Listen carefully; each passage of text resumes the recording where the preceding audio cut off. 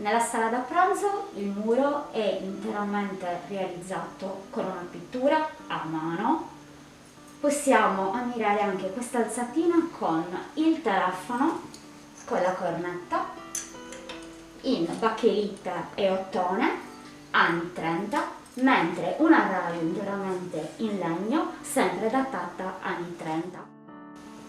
Da questo lato della sala da pranzo abbiamo adibito all'angolo della lettura una bellissima libreria con una parte dedicata a Tex, quindi tutti i giornalini autentici. Mia suocera è un grandissimo collezionista, mentre in quest'altro lato abbiamo dedicato una sezione alla cultura di tutto il mondo, una sezione solamente della Sardegna e una sola di Monserrato. Qui abbiamo delle cantate, come potete vedere questa è del 1892, e una serie di abbonamenti mensili dell'agricoltura datati tra il 1900 e il 1950.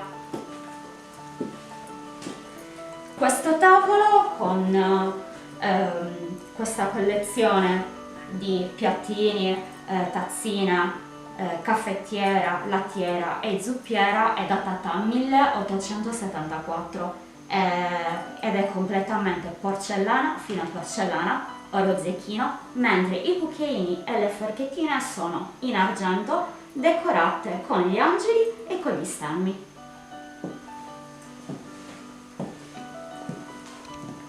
In quest'angolo della sala da pranzo abbiamo adibito l'angolo dove possiamo ammirare la macchina da scrivere, è una Mercedes datata intorno al 1930 ed è una compatta portatile, mentre come macchine fotografiche abbiamo la classica Soffietto, sempre anni 30-40 Baldo, e un'altra, la Comet, molto più piccolina e compatta, datata circa anni 60. Qua ci sono i genitori di mia suocera, quindi la moglie di Ottavio Lai, e possiamo vedere non solo come si vestivano, ma anche come venivano utilizzati gli accessori che ritroviamo qua. Quindi il cappellino con la veletta, i guanti, la pochettina, la tipologia d'oro.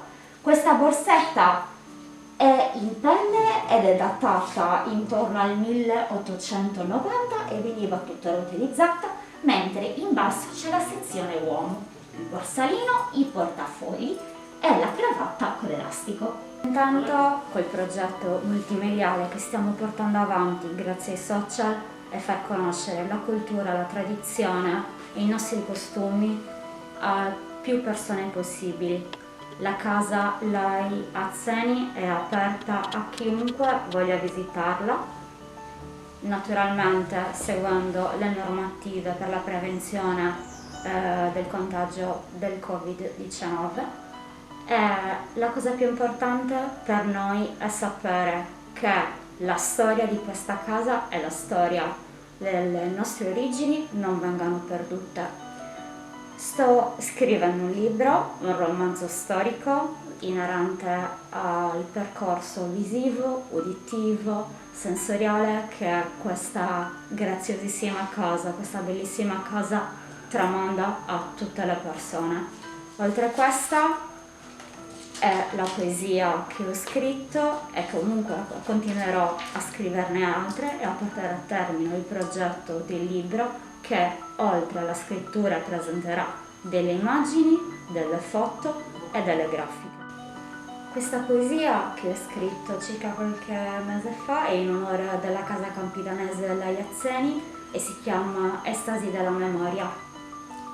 Sogno di attraversare il massiccio portone di legno, respiro e abbandono al di fuori la veloce corsa del mondo, perché qua dentro il tempo si ferma.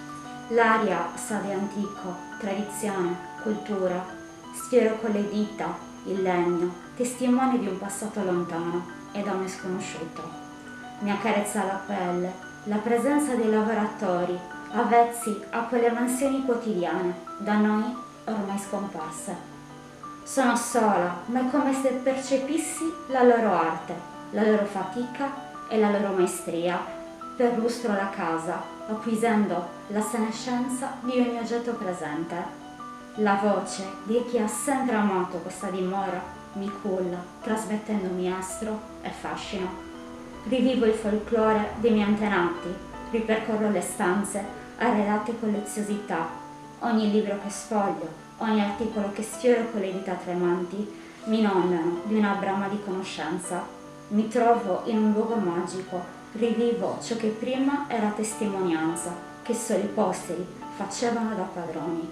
Dal pergolato di vita cade una foglia nel mio viso e solo allora, aprendo gli occhi, percepisco la tangibilità, la bellezza del luogo. Non stavo sognando, è semplicemente una bellissima realtà.